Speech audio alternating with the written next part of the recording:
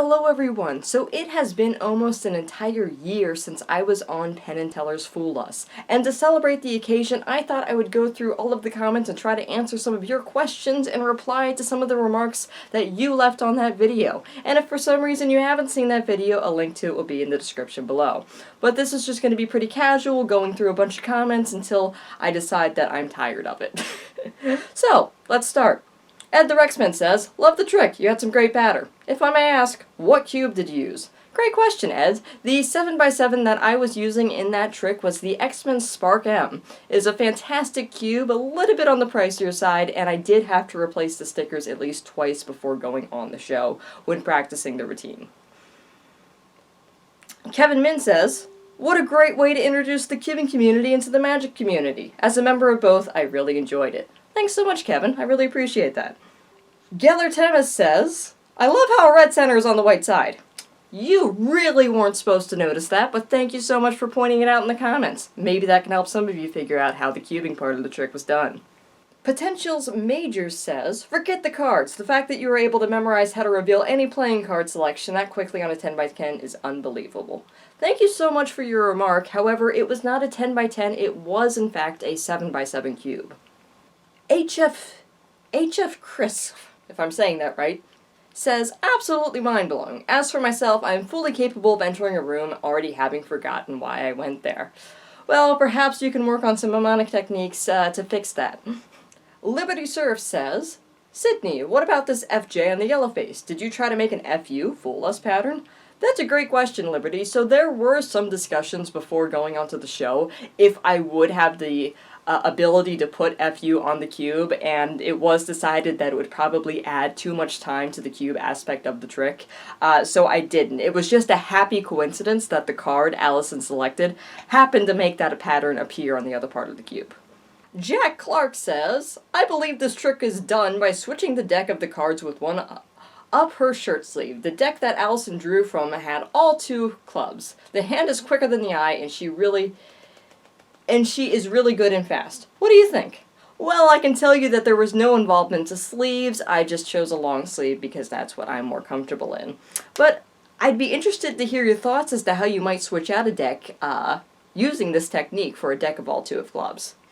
JPG Tampa says, "Face, 13 years old. Voice, 31 years old. Love this trick, though." Thank you for that remark.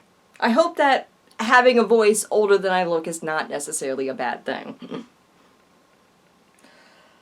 Don Borelli says, "Well, I'd have been pretty stumped, but I'm a marine biologist."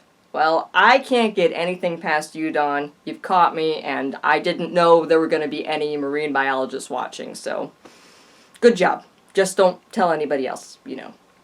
Playing Crazy asks, "Is that a guy or a girl?" Yes. Jintaro Kenzie says, "I solved my cube with a hammer. Very effective." I would suggest eventually upgrading to a mallet because it would damage the pieces a little bit less, so it would make it come apart, but not break them individually like a hammer would. William Newman asks, "Why is there still no audience in the US?"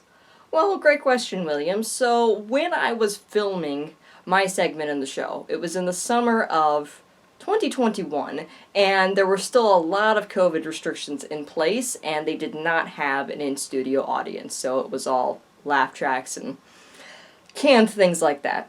But hopefully, things are a bit better now. Civil Rurbuff says, "This is Stephen Brundage 2.0. Thank you. I will take that as a compliment." The Tin Hat Ranch 3298 says, "That laugh track is horrible." I do have to agree with you that the canned laughter is pretty cheesy, but there was no other choice. At 88 Doug says, "Twisty puzzles." Laughing face. I'm not sure why that's amusing, but that is what mechanical puzzles that look like Rubik's Cubes are called. User YN9EHH9U asks, "Why is teaching the cube in college? There are more important things in life." Well, it's not just teaching how to solve the cube, though that can sometimes occur in a workshop format. It's actually teaching the mathematics behind the cube and the group theory involved, because it makes it a lot more approachable and easier to understand than some other teaching methods. Tipped Kahar 7215 says, I love how the moment they praised her, her expression changed. She knew they weren't fooled. You are correct. I was definitely hyped up at all their compliments, and then Penn gave his remark that gave it away, and I was a little bit sad, but still happy I had the opportunity. Kaplooey says, easy to figure out in principle, but likely only one person on Earth can do it. I'm not really sure if that's true. I would genuinely love to see other magicians approach this trick or some other speedcubers, because they might have an easier approach than I had. But I do appreciate the compliment. Oja78 says, my issue is that they don't know what clairvoyant means. Well, I'll shift the blame to someone else and say the producers wrote my script, so blame them for their misunderstanding of clairvoyant. However, I believe I was using it correctly, but I digress, it's not a big deal. User UJ10V10W6N says, probably the first time I get creepy vibes from the magician. This feels like an achievement unlocked moment. I have never been called creepy by anyone else, but I will take it. Automated Electronics 6062 says, is Sydney male or female? Yes. User VS8GW3SH6Z says, why didn't the girl or boy who presents herself as the smartest in math consult the wizarding community? After all, every small child can find out the value of the card taken in this way. She wasted a chance on fools completely unnecessarily. The cube assembly was nice, but for another show. I can't answer that question, but I have a question for you. What is the wizarding community? I would love to know and see if they would welcome me with open arms, because you seem to think they're a great spot for me. Paul Hahn 3314 says, wow, that was short. Code. Time to scramble the cube into the selected card. Not sure what you mean by that, but thank you. And we'll go for one last comment. George Valkov says, as intelligent as you are, you can easily come back with something to entangle their minds. Add some misdirection to confuse them. Amazing skills. Well, thank you so much, George. And thank you all for watching this. If I didn't answer your question in this video, feel free to leave it in the comment sections below. No promises that I'll get to it. Maybe I'll answer it a year from now. Who knows?